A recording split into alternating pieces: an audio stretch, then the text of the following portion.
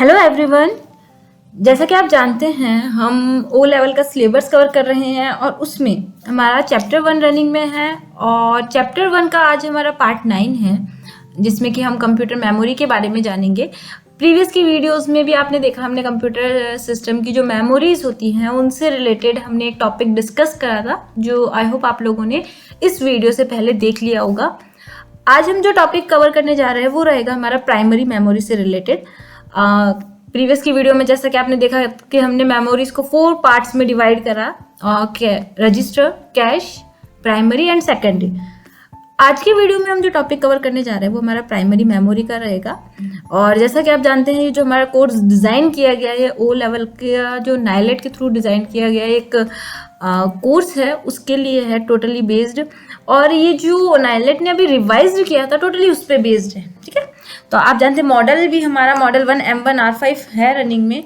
तो आज हम स्टार्ट करते हैं इस वीडियो को। आई होप प्रीवियस की वीडियो से आपको हेल्प मिली होगी और इस वीडियो से भी आपको हेल्प मिलेगी और आप अपने नोट्स इनके थ्रू अच्छे से बना सकते हैं और प्रैक्टिस कर सकते हैं आगे आने वाले अपकमिंग एग्जाम्स के लिए। तो स्टार्ट करते हैं आज की वीडियो। जैसा कि प्रीवियस की वीडियो में मैंने आपको बताया था कि हमने मेमोरी को 4 पार्ट्स में कैटेगराइज किया था, register, cash, primary memory and secondary memory. Register की हम बात कर चुके हैं कि इसकी साइज़ क्या होती है और स्पीड कैसे होती है। कैश की भी हम हमारी लास्ट वीडियो में भी डिस्कस कर चुके हैं कि इसकी जो मैक्सिमम साइज़ और साथ ही साथ इसकी जो स्पीड है वो बाकी की मेमोरीज से किस तरह से थोड़ी डिफरेंट होती है। आज हम जो टॉपिक कवर करने जा रहे हैं वो जाएगा हमारा प्राइमरी मेमोरी का। ठीक है, बेसिकली अगर इस डायग्राम को देखा जाए तो आपको आइडिया लग रहा होगा कि जो इसकी साइज़ है प्राइमरी मेमोरी की साइज़ वो हमारे रजिस्टर्स एंड कैश मेमोरीज हैं उनसे थोड़ी सी ज़्यादा है। बट जो हमारे सेकेंडरी मेमोरीज यानी सेकेंडरी स्टोरेज है उनसे थोड़ी सी कम है।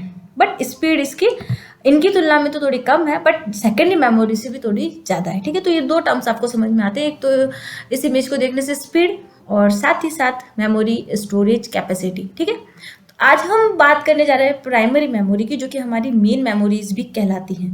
ठीक है, हमारा कंप्यूटर सिस्टम जिन मेमोरीज पर वर्क करता है वो हमारी प्राइमरी मेमोरी ही होती है। तो प्राइमरी मेमोरी के बारे में जान लेते हैं जो कि हमारा 3rd पार्ट है। It is also known as the main memory of the computer system. ये हमारे कंप्यूटर सिस्टम की मेन मेमोरी भी कहलाती है। ठीक है, प्राइमरी मेमोरी यानी अगर ये मेमोरी नहीं होगी तो कंप्यूटर सिस्टम प्रॉपर्ली वर्क करेगा ही नहीं, उसकी परफॉर्मेंस पे इफेक्ट पड़ेगा, वो आपको आपकी रिक्वायरमेंट के अकॉर्डिंग डेटा स्टोर नहीं करेगा और आपका जो भी प्रोग्राम आप रनिंग में है आपका जो भी प्रोग्राम रनिंग है उसे प्रॉपर वे में रन नहीं करेगा, है ना। तो मेमोरी होना, प्राइमरी मेमोरी होना हर एक कंप्यूटर डिवाइस में बहुत ही नेसेसरी वाला पार्ट होता है। It is used to store data and programs और instruction during computer operation। ये क्या करता है, हम स्टोर करके रखता है आपके डेटा, प्रोग्राम्स और इंस्ट्रक्शन को जो कि आपके कंप्यूटर का जो भी ऑपरेशन हो रहा है, कंप्यूटर पर जो भी वर्क किया जा रहा है उसको सक्सेसफुली कंप्लीट कराने के लिए यूज में लिया जाता है। तो ऐसे डेटा को ये मेमोरी क्या करती है, स्टोर करती है ना। जो भी डेटा आपके कंप्यूटर की पूरी प्रोसेस के लिए रिक्वायर्ड रहता है उस डेटा को ये मेमोरी क्या करती है, प्रॉपर वे में स्टोर करके रखती है और जब जिसकी रिक्वायरमेंट है उस डेटा के अकॉर्डिंग वर्क जो भी इसके पास स्टोरेज में रखा गया वो उसका यूज वहाँ पे करते हैं। ठीक है, तो ये मेमोरी क्या हो गई, हमारी सबसे प्राइमरी रह गई, यानी इसके बिना कंप्यूटर सिस्टम वर्क नहीं करेगा। जो भी आपका वर्क करते हैं आप वो कहीं ना कहीं मेमोरी में स्टोर होता है, तो वो जो मेमोरी में स्टोर होता है वो हमारे प्राइमरी मेमोरी पर ही टोटली बेस्ड होता है। It uses semiconductor technology and hence is commonly called semiconductor memory. ये जो हमारी प्राइमरी मेमोरी होती है वो सेमीकंडक्टर टेक्नोलॉजी का यूज करते हैं, इसलिए ये क्या कहलाता है, हमारा सेमीकंडक्टर मेमोरी भी कहलाता है।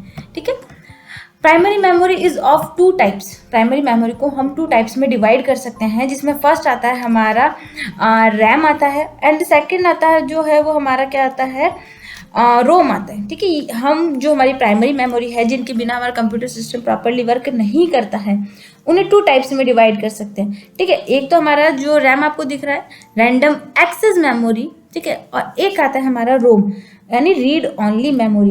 कई बार देखा होगा आपने कुछ क्वेश्चंस कॉम्पिटिटिव एग्जाम्स में इनकी फुल फॉर्म पूछ ली जाती है रैम एंड रोम की। तो ये थोड़े से आपके नोट करने वाले टॉपिक्स हैं जो कि आप कॉम्पिटिटिव एग्जाम्स हैं, जो भी एग्जाम्स आपके अपकमिंग एग्जाम्स हैं, उनमें यूज में रहने वाले इंपॉर्टेंट टॉपिक्स में हो सकते हैं। साथ ही साथ केवल ये इनकी फुल फॉर्म ही नहीं, जो अभी हम आगे इनके जो पार्ट से डिस्कस करेंगे, इनके टाइप से डिस्कस करेंगे, वो भी काफ़ी इंपॉर्टेंट है आपके किसी भी कॉम्पिटिटिव एग्जाम्स के लिए।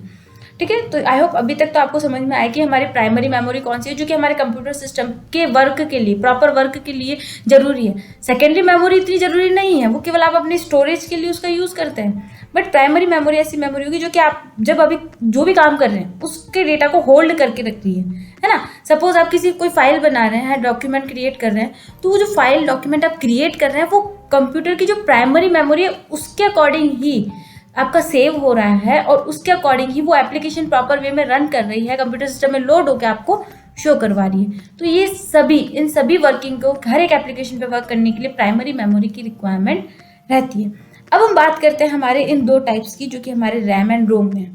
ठीक है, सबसे पहले तो आपने रैम की फुल फॉर्म अभी तक नोट डाउन कर ली होगी, ये रैंडम एक्सेस मेमोरी, और आई होप आप लोगों को पहले से भी इसकी फुल फॉर्म आती होगी। अगर नहीं आती है तो इसे नोट डाउन आपको करना है, और साथ ही याद भी इसे करना है कि रैम की फुल फॉर्म क्या है।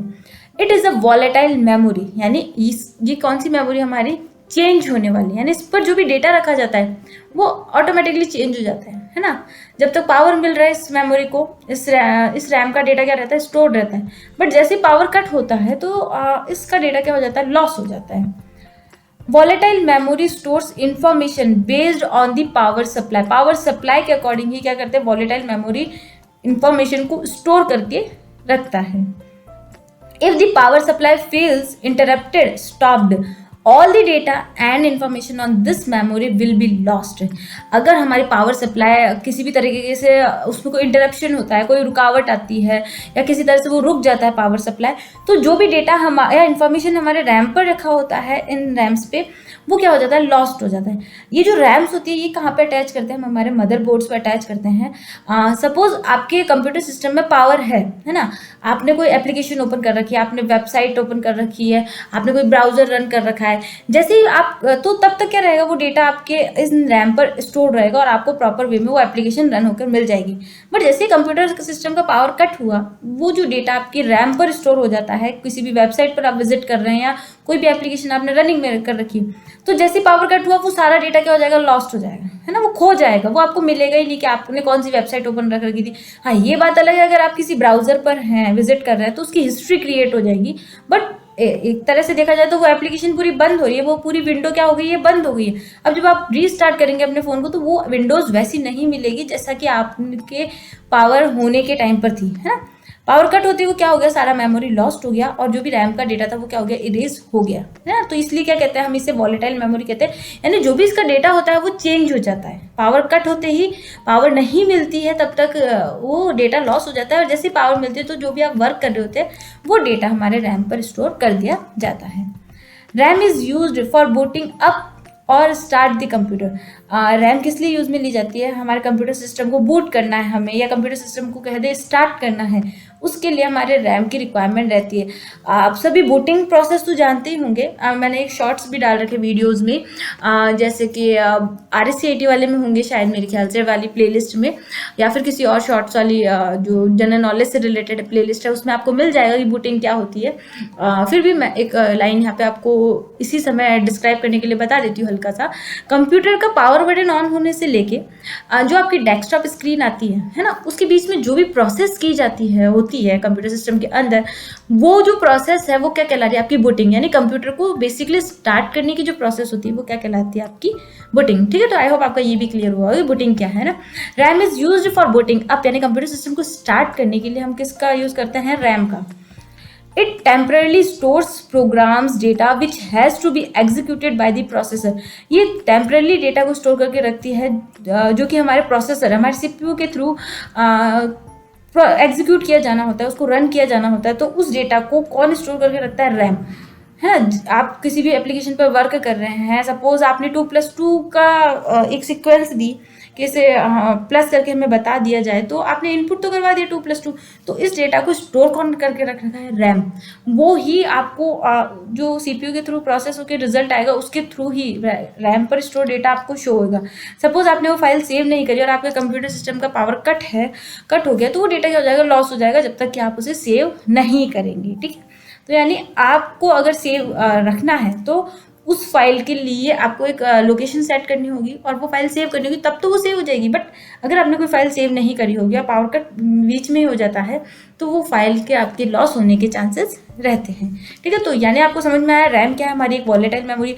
कॉम्पिटिटिव एग्जाम्स में या कहीं भी जाए तो आपके पास एक क्वेश्चन आ सकता है कंप्यूटर से रिलेटेड कि which one is a volatile memory, यानी कौन सी आपकी वॉलेटाइल मेमोरी है।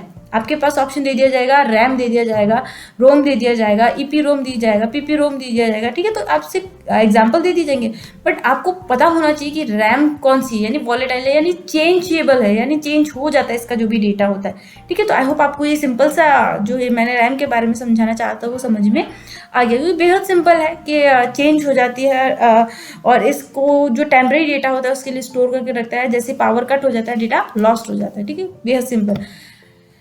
देखिए, रैम जो होती है हमारे मोस्टली मदरबोर्ड्स जो लगे होते हैं हमारे डिवाइसेस में, चाहे कंप्यूटर हो गया है ना, उसमें जो स्लॉट्स होते हैं रैम के, वहाँ पे हम इस तरह से अटैच करते हैं। ठीक है, हमारे जो की नोचेस होते हैं यहाँ पे साइड्स में, वहाँ पे आपके देखेंगे नीचे होते हैं की नोचेस, तो उसके अकॉर्डिंग हमारे कंप्यूटर सिस्टम के प्रोसेसर के अकॉर्डिंग, हमारे कंप्यूटर सिस्टम की पूरी रिक्वायरमेंट के अकॉर्डिंग हम रैम का अपनी डिवाइस के लिए सिलेक्शन कर सकते हैं कि हमें कितनी जीबी की रैम चाहिए होती है ना। मेमोरी चार्ट मैंने आपको यूनिट ऑफ मेमोरी मैंने आपको बता दिया कि कितनी कितनी होती है। तो हमारी जैसी रिक्वायरमेंट होगी, हमारे प्रोसेसर की जैसी रिक्वायरमेंट होगी, हम उतने जीबी तक का क्या कर सकते हैं, रैम हमारे कंप्यूटर डिवाइस में लगा सकते हैं। ठीक है, आप 1 GB तक भी लगा सकते हैं, 4 GB तक कर सकते हैं, आप 16 GB तक भी कर सकते हैं ना। जिससे आपकी प्रोसेसर की रिक्वायरमेंट होगी उसके अकॉर्डिंग आप रैम अपने कंप्यूटर सिस्टम में लगा सकते हैं। यही है कि रैम अगर आप अच्छी ये कह लें कि रैम की अगर आपकी साइज़ अच्छी रहती है तो उसकी परफॉर्मेंस आपके ओवरऑल वर्किंग पर काफ़ी अच्छी रहती है। अगर रैम कम है और आपका कंप्यूटर सिस्टम में वर्किंग ज़्यादा हो रही है तो वो कंप्यूटर सिस्टम प्रॉपर वे में प्रोसेस या वर्क नहीं कर पाएगा स्मूथली जैसा आप चाहते हैं। अगर मान लीजिए आपने विंडोज़ 10 अपने कंप्यूटर सिस्टम में इंस्टॉल कर रखा है और आपके कंप्यूटर सिस्टम में 2 GB की रैम है, तो कंप्यूटर की परफॉर्मेंस आप देखेंगे तो थोड़ी स्लो हो जाएगी। जबकि अगर आपने 2 GB रैम कर रखी है और आप विंडोज़ 10 की जगह विंडोज़ 7 इंस्टॉल करते हैं तो उसकी परफॉर्मेंस क्या होती है, थोड़ी सी हाई होती है, क्योंकि उसके लिए रैम की रिक्वायरमेंट थोड़ी कम रहती है, जबकि विंडोज़ 10 में रैम की रिक्वायरमेंट थोड़ी ज़्यादा रहती है। तो ये मैंने सिंपल सा एग्जाम्पल आपको समझाया है। ठीक है, टाइप्स ऑफ रैम। अब हम रैम के टाइप्स देख लेते हैं कि कौन कौन से हमारे रैम्स के टाइप है। सबसे पहले जैसे हमारा था एस रैम, यानी स्टैटिक रैम। नाम से पता चल रहा है स्टैटिक है यानी स्थिर है, इसमें कोई चेंज नहीं होता है ना। This is a faster and more reliable then the more common D RAM, dynamic RAM. ये जो हमारे एस रैम होती है ये काफ़ी फास्ट होती है और रिलायबल होती है, किसके अकॉर्डिंग, हमारी डायनामिक रैम, क्योंकि आप इस रैम पर जो भी वर्क करते हैं उसका डेटा क्या रहता है, तो वो कुछ समय के लिए फिक्स्ड रहता है, आपको उसे बार बार रिफ्रेश करके वर्क करने की रिक्वायरमेंट नहीं रहती है।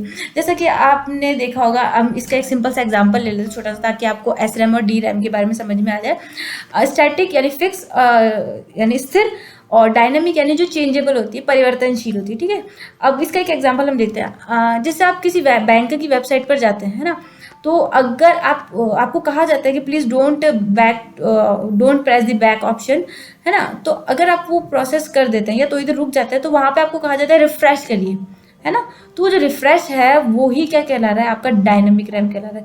जबकि स्टैटिक रैम में आपके पास रिफ्रेश का ऑप्शन नहीं होता है और वो आपका जो डेटा होता है रिलायबल रहता है और काफ़ी समय तक उस पर स्थिर रहता है। ठीक है, the term static is derived from the fact that it doesn't need to be refreshed like dynamic RAM. जैसे कि मैंने आपको बताया, डायनामिक रैम की तरह इसको रिफ्रेश करने की रिक्वायरमेंट नहीं रहती, इसका डेटा क्या रहता है, स्टैटिक रहता है।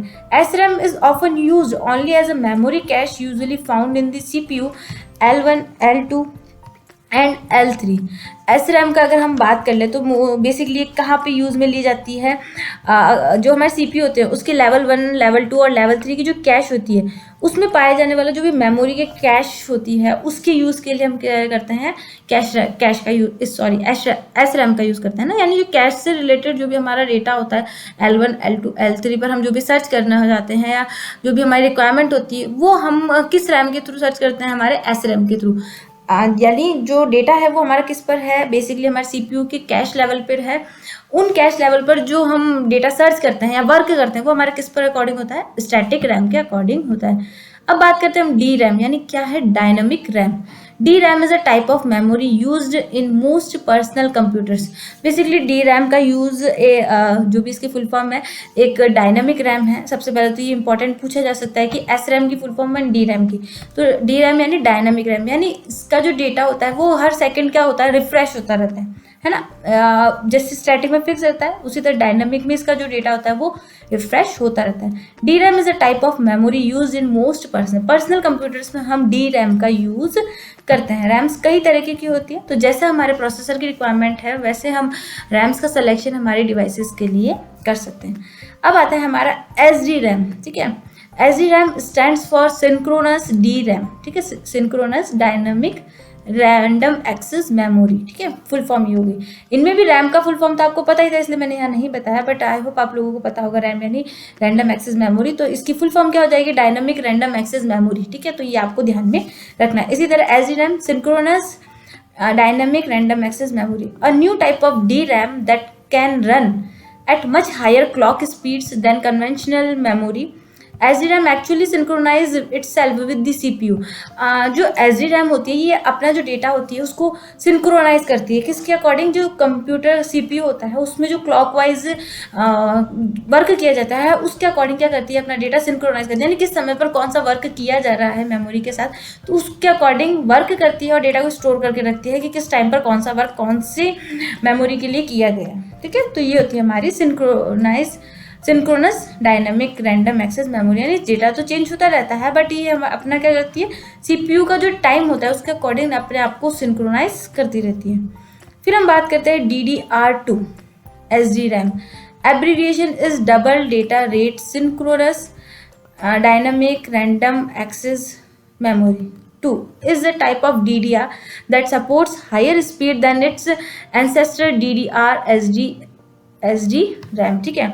अभी हम अगर इसकी एब्रीविएशन की बात कर ले कि ये जो हमने यहाँ पे शॉर्ट में लिखा है इसका फुल फॉर्म क्या हो गया, जो कि इंपॉर्टेंट है आपके लिए, double data rate synchronise. DDR2 दिख रहा है ना, DDR मतलब डबल डेटा रेट, SD यानी सिंक्रोनाइज और D यानी डायनामिक, रैंडम का आप रैम का आप जानते हैं रैंडम एक्सेस मेमोरी, ठीक है।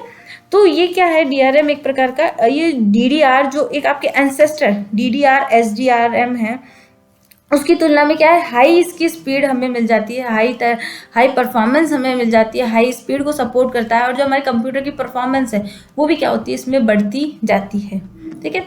इसमें अगर हम देखें जाते तो चार्जेस की रिक्वायरमेंट कम रहती है, जैसे जैसे हमने ये रैम की अपडेशन करे वैसे वैसे इसमें इलेक्ट्रिसिटी की कंजप्शन की रेट क्या होती है वो कम होती जाती है, वोल्टेज कम होती जाती है। पहले के जो रैम होते थे उनमें वोल्टेज का ज़्यादा यूज़ होता था, पर जैसे जैसे हमने अपडेशन करा हमारे रैम में इनमें साइज़ तो बढ़ती गई बट साथ ही साथ इनका जो इलेक्ट्रिसिटी वोल्टेज था वो भी क्या होती गई, रिड्यूस होती गई, यानी ज़्यादा इलेक्ट्रिसिटी कंजम्पशन की इनमें रिक्वायरमेंट नहीं होती है अब वाली में, पहले होती थी अब नहीं होती है, ठीक है। अब बहुत कम इलेक्ट्रिसिटी कंजम्पशन के साथ ही हम क्या कर सकते हैं, इनका यूज़ कर सकते हैं। एक आता है हमारा DDR3, ठीक है, SD RAM, abbreviation is double data rate synchronous D dynamic random access memory 3rd is the newest type of DDR that supports the fastest speed of all the SD RAM memory, जो कि हमारे हर तरीके की SD RAM है, RAM memory है उसको support करती है हमारी DDR3, क्योंकि हम जानते हैं हर तरीके का जैसे जैसे इनमें अपडेशन हो रहा है, आप जानते हैं पहले व्हाट्सएप मान लीजिए बहुत सिंपल सा था, कोई स्टेटस अपडेशन का कोई भी ऐसे चांसेस नहीं था, अब जिस तरह से हम स्टेटस अपडेट कर सकते हैं, तो जैसे जैसे जनरेशन टाइम बदलता जाता है अपडेशन किए जाते हैं, उसी तरह जो हमारे रैम्स का हम यूज़ करते हैं उसमें भी जैसे जैसे टाइम बदलता जा रहा है वैसे वैसे इसमें अपडेशन किए जाते हैं। तो ये तो केवल कुछ पे बेस्ड थी, बट जो हमारी DDR3 है ये हर तरीके की जो भी SD रैम्स हैं उनको क्या करती है, सपोर्ट्स करती है और स्पीड क्या क्या हुई है, इसकी बहुत ज़्यादा फास्ट हुई है डेटा स्टोर करने की, डेटा परफॉर्मेंस की। हम कोई सा भी कितने भी एप्लीकेशन पे वर्क करें, बहुत अच्छी स्पीड पे हमें ये वर्क जो हमें एक प्रॉपर कहते हैं परफॉर्मेंस है, वो हमें रिप्लाई में देता है। यानी इस परफॉर्मेंस हमारे कंप्यूटर सिस्टम की बेहद अच्छी होती है। किस पर? DDR3। ये सभी रैम्स हमें हमारे कंप्यूटर की रिक्वायरमेंट के अकॉर्डिंग हमारे जो कंप्यूटर का मदरबोर्ड है उससे अटैच करना होता है। आप यहाँ पे कई एग्जाम्पल्स भी देख रहे हैं कि SD रैम कौन सी है, EDO रैम कौन सी है, मॉड्यूल सिम रैम। खैर ये तो हमारी पुरानी रैम्स हैं जिनका अभी यूज़ में नहीं लिया जाता है। जैसे कि DDR आप देख पा रहे हैं यहाँ पे, है ना, DDR2 देख पा रहे हैं, 3, 1, ठीक है। तो ये सारी रैम्स हम हमारे कंप्यूटर का जो प्रोसेसर होता है उसके अकॉर्डिंग यूज़ में लेते हैं। आपको जैसा भी अपने कंप्यूटर सिस्टम की परफॉर्मेंस बढ़ानी है तो आप अपने कंप्यूटर सिस्टम के रैम की साइज़ क्या कर सकते हैं, इंक्रीज़ कर सकते हैं। तो ये था हमारी प्राइमरी मेमोरी का रैम, ठीक है। रैम के बारे में हमने डिस्कस करा कि रैम क्या है, वॉलेटाइल यानी जो भी डेटा होता है वो चेंज हो जाता है। इसके कई पार्ट्स के बारे में हमने जाने जो कि आपके लिए इंपॉर्टेंट है। अब हम बात करेंगे प्राइमरी मेमोरी का ही जो सेकंड पार्ट है रोम, उसके बारे में कि रीड ओनली मेमोरी। फर्स्ट इसको नोट करना आपको जरूरी है कि रोम की फुल फॉर्म क्या है, रीड ओनली मेमोरी, यानी इसके डेटा को क्या कर सकता है, केवल रीड कर सकते हैं। जैसे रैम का डेटा चेंज हो जाता था, बट रोम का डेटा चेंज नहीं होता है। इसके डेटा को क्या कर सकते हैं, हम केवल रीड कर सकते हैं। बहुत ही रेयर चांसेस में अगर हमें इसका डेटा चेंज करना होता है तब बहुत कम हम इसका डेटा चेंज करते हैं, बाकी इसका डेटा चेंज ऑटोमेटिकली नहीं होता है, हमें अपने अकॉर्डिंग उसको इरेज करके राइट करना होता है। अब देख लेते हैं रोम के बारे में क्या लिखा गया है। It is a non volatile memory, यानी ये चेंजेबल नहीं है, इसका डेटा फिक्स रहता है, चेंज नहीं होता है। जैसे रैम में आपने देखा तो उसका डेटा चेंज हो जाता है, जबकि रोम का डेटा चेंज नहीं होता है। तो क्वेश्चन आ सकता है which one is a non volatile memory. अगर आपके पास रोम के ऑप्शन हो तो आपको उसको करेक्ट करना है। Non volatile memory stores information even when there is a power supply failed, interrupted, stopped। Non volatile memory अपने डेटा को इंफॉर्मेशन को स्टोर करके रखती है तब तक भी जब तक कि पावर सप्लाई नहीं है, कोई भी इंटरप्शन हो रहा है या कोई भी स्टॉपेज हो रहा है, तो तब भी इसका डेटा क्या रहता है, इस पर फिक्स्ड बना रहता है। ROM is use to store information that is use to operate this system. ROM किस लिए यूज़ में ली जाती है, अपने डेटा रोम पे डेटा इसलिए स्टोर किया जाता है इन्फॉर्मेशन को, ताकि कंप्यूटर का जो ऑपरेशन है, कंप्यूटर के सिस्टम का जो ऑपरेशन है वो प्रॉपरली वर्क हो जाए। यानी आपने कंप्यूटर सिस्टम की जो टाइमिंग सेट करी हुई है वो कंप्यूटर सिस्टम की जब आप बायो सेटिंग में जाते हैं तब ही आपने कंप्यूटर सिस्टम की टाइमिंग सेट कर दी, तो वो टाइमिंग कंप्यूटर सिस्टम के प्रॉपर ऑपरेशन के लिए रिक्वायर्ड है, यानी वो सही होनी ही चाहिए, जो कि आपके कंप्यूटर सिस्टम के स्टार्ट होते ही आपको सही से शो हो जाती है। तो ये जो डेट एंड टाइम का आपने करेक्ट करा है बायोस की सेटिंग में जाके, वो आपका किस में आ जाता है, रोम के अंडर में आ जाता है। इसी तरह कई प्रोग्राम्स की डिटेल्स और किस तरह से स्टेप टू स्टेप आपके एप्लीकेशंस रन होंगी, आपका ऑपरेटिंग सिस्टम किस तरह वर्क करके, ये सब का डेटा भी किस पर स्टोर होता है, आपके रोम पर। As its name refers to read only memory, we can only read the programs and data that is stored on it. जैसा कि इसके नाम से पता चल रहा है रीड ओनली मेमोरी, तो हम केवल इसके डेटा को क्या कर सकते हैं, इसके डेटा और प्रोग्राम्स को केवल रीड कर सकते हैं, उन जो भी इस पर लिखा होता है उनको चेंजेस नहीं कर सकते। The information stored in the ROM in binary format, जो भी हमारे रोम पे इंफॉर्मेशन स्टोर्ड होती है वो किस फॉर्मेट में होती है, हमारे बाइनरी फॉर्मेट में स्टोर्ड होती है। It is also known as a permanent memory, हम इसे परमानेंट मेमोरी भी कह सकते हैं, क्योंकि जो इसका डेटा है वो चेंज नहीं होता है ना, क्योंकि हमने देखा कंप्यूटर अगर बंद भी कर दे तब भी इसका डेटा है जो वो वहीं पे फिक्स रहता है जहाँ पे हमने इसको राइट किया होता है। हम जैसे कंप्यूटर सिस्टम स्टार्ट करते हैं तो रोम के में जो भी इंस्ट्रक्शन दिए गए उसकी स्टेप बाय स्टेप हमारा कंप्यूटर प्रोसेस होता है और हमें हमारी डेस्कटॉप विंडो जो भी हमारा लॉगिन विंडो होता है वो हमें शो हो जाता है। ये सब किसके अकॉर्डिंग बेस्ड होता है, रोम पर, क्योंकि कंप्यूटर स्टार्ट होने की प्रोसेस किस में स्टोर है, हमारे एक तरीके से देखा जाए तो रोम पर ही स्टोर होती है। अब हम क्या देखते हैं, इस रोम के टाइप देख लेते हैं, ठीक है, टाइप्स ऑफ रोम। ओके, अब लास्ट हम बात करते हैं टाइप्स ऑफ रोम, यानी रोम के कितने टाइप हैं। जिस तरह हमने रैम के टाइप देखे हैं, कई तरह की रैम्स होती है हमारे कंप्यूटर सिस्टम में लगाने के लिए, उसी तरह रोम के भी कई टाइप्स होते हैं, जो कि जिसमें हमारा फर्स्ट आता है पी रोम यानी प्रोग्रामेबल रीड ओनली मेमोरी। ये जो एब्रीविएशन है वो भी काफ़ी इंपॉर्टेंट है, साथ ही जो इसकी वर्किंग है वो भी काफ़ी इंपॉर्टेंट है ना, तो ध्यान से देखिएगा। This read only memory is modifiable once by the user purchase a blank PROM and uses a PROM program to put the required contents into the PROM. Its content can't be erased once written. ठीक है, यानी ये जो पूरा कह रहा है, ये कह रहा है कि PROM पर जो डेटा लिखा जाता है, जब कोई भी प्रोग्रामर है वो इस PROM को खरीदता है, उस पर केवल एक बार डेटा क्या कर देता है, राइट कर देता है, यानी एक बार डेटा लिख देता है, फिर उसमें चेंजेस नहीं कर पाता है। ठीक है, यानी प्रोग्रामेबल रीड ऑनली मेमोरी, यानी रीड ऑनली तो है, यानी इसका डेटा इरेज नहीं किया जा सकता। और प्रोग्रामेबल वन से यानी इस पर एक बार जो प्रोग्राम लिख दिया जाता है प्रोग्रामर के थ्रू, वो प्रोग्राम क्या रहता है, इस पर हमेशा फिक्स्ड रहता है, उसको कोई भी थर्ड पर्सन या कोई भी उसके डेटा को इरेज नहीं कर सकता है, उस पर कोई और मॉडिफाई नहीं कर सकता।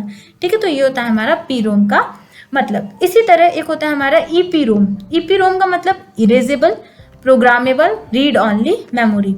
It is an extension to PROM where you can erase the content of ROM by exposing it to ultraviolet rays for nearby 40 minutes। यानी ये कह रहा है कि ये इस तरह की रीड ऑनली मेमोरी है, इस तरह का रोम है EPROM, जो कि क्या कर रहा है, आप मेमोरी को अगर 40 मिनट के लिए धूप बाहर रखें, धूप की किरणों में या कहीं भी बाहर निकाल के रख दे थोड़ी देर के लिए, तो उस पर जो भी डेटा होता है वो क्या हो जाता है, इरेज हो जाता है। तभी इसका नेम क्या है, erasable programmable read only memory. यानी इस पर जो डेटा प्रोग्राम लिखा जाता है उसे इरेज कर कर उस पर वापस राइट किया जा सकता है ना। जो भी डेटा है उसको आप जैसे बायोस की चिप होती है, उसे आप कुछ समय के लिए बाहर निकालेंगे तो उसका डेटा क्या किया जा सकता है, कुछ समय बाद इरेज हो जाता है, और जब भी आप उसे अटैच करेंगे वो वापस आप उस पर न्यू डेटा राइट कर सकते हैं। यानी erasable programmable read only memory ultraviolet rays के थ्रू क्या कर सकते हैं, इसमें डेटा को इरेज करके उस पर वापस डेटा राइट किया जा सकता है, जबकि PROM पे एक बार जो डेटा दिया जाए उसे चेंज नहीं किया जा सकता। थर्ड आता है हमारा EEPROM। ठीक है, इलेक्ट्रिकली इरेजेबल, इंपॉर्टेंट है ये, electrically erasable programmable read only memory. ठीक है, here the written contents can be erased electrically, यानी इसका जो डेटा होता है वो इलेक्ट्रिकली इरेज्ड किया जा सकता है। ठीक है, EEPROM का ठीक है, EEPROM का इलेक्ट्रिकली इरेज्ड किया जा सकता है। You can delete and reprogram EEPROM up to 10,000 times, यानी इस पर जो डेटा लिखा गया होता है उसके डेटा को आप रीप्रोग्राम कर सकते हैं, उसके डेटा को डिलीट कर सकते हैं लगभग 10,000 टाइम तक। ठीक है, इतने टाइम तक आप उसके डेटा को, जो भी रोम का डेटा होता है उसके डेटा को चेंज करके इरेज करके न्यू राइट यानी न्यू प्रोग्राम उस पर लिख सकते हैं। इसलिए इसको क्या जाता है, इलेक्ट्रिकली क्या किया जाता है, उसके डेटा को इरेज किया जाता है वेव्स के थ्रू। ठीक है, erasing and programming take very little time. Erase करना और प्रोग्रामिंग करना कुछ ज़्यादा समय नहीं लेता, बहुत कम समय के अंदर में हम डेटा को इरेज करके उस पर रीप्रोग्राम कर सकते हैं। नियरली 4 to 10 ms यानी मिली सेकेंड्स, ये देखा जाए तो 4 to 10 मिली सेकेंड्स के अंदर ही क्या किया जा सकता है, रोम का जो डेटा है इस वाली इरेजेबल इलेक्ट्रिकली इरेजेबल प्रोग्रामेबल वाली रोम है, उसका जो डेटा है लगभग 4 से 10 मिली सेकेंड्स के अंदर में क्या कर सकते हैं, हम प्रोग्राम कर सकते हैं। Any area in EEPROM can be wiped and program selectively. EEPROM का जो डेटा है उसका हम ऐसे नहीं पूरी को एक साथ कर सकते, हम उसके किसी भी सेलेक्टिवली पार्ट को क्या कर सकते हैं, इरेज कर सकते हैं, उस पर रीप्रोग्राम कर सकते हैं। हमें पूरे उस डेटा को रिकॉर्ड करने को डिलीट करने की रिक्वायरमेंट नहीं होती। अगर हम किसी सेलेक्टिवली पार्ट को, किसी एक पर्टिकुलर पार्ट को ही डिलीट करके उस पर रीप्रोग्राम करना चाहते हैं तो वो हमारा EEPROM पर क्या होता है, सक्सेसफुली कंप्लीट हो सकता है। तो ये जो टाइप्स थे वो हमारे रोम के टाइप्स थे कि जो हमारा ऐसी मेमोरी जिसके डेटा को हम इरेज नहीं कर सकते, बट कुछ ऐसी मेमोरीज भी रोम में बनाई गई है जिन पर हम अल्ट्रा वायलेट रेज के थ्रू या इलेक्ट्रिकली पावर्स के थ्रू क्या कर सकते हैं, हम उसके डेटा को इरेज कर रीप्रोग्राम कर सकते हैं। बट इसका डेटा पावर के थ्रू ना तो कट होता है ना डिलीट होता है, पावर चाहे हो या ना हो इसका डेटा उस पर बना रहता है, जबकि रैम का डेटा हमारे सामने जैसे पावर कट होती है वो रिमूव हो जाता है। इसलिए वो हमारी वॉलेटाइल कहलाती है रैम, और रोम हमारी नॉन वॉलेटाइल मेमोरी के अंडर में आते हैं। तो आई होप आपको आज की वीडियो में ये तो समझ में आया होगा कि प्राइमरी मेमोरी के जो हमने पार्ट्स डिस्कस करे रैम एंड रोम क्या है। तो आई होप आपको इस वीडियो समझ में आने के बाद अब आप क्या करेंगे, इनका एक डिफरेंस अपनी नोटबुक में नोट करेंगे कि रैम क्या होती है, रोम कौन से होते हैं, रैम के कितने पार्ट्स हैं, रोम के कितने पार्ट्स हैं, और जो भी आपको इन दोनों मेमोरीज के बीच में डिफरेंस मिल रहा है वो आपको अपनी नोटबुक में नोट करना है। तो इस वीडियो में तो इतना ही फ्रेंड्स। नेक्स्ट वीडियो में हम लेके आएंगे हमारी सेकेंडरी मेमोरी के बारे में कि सेकेंडरी मेमोरीज कौन कौन सी होती है। तो आई होप आपको आज की वीडियो अच्छी लगी होगी। तो आज की वीडियो के लिए तो इतना ही फ्रेंड्स, मिलते हैं नेक्स्ट वीडियो में नेक्स्ट टॉपिक के साथ। तब तक के लिए good bye, take care and thanks for watching my video. Thank you once again.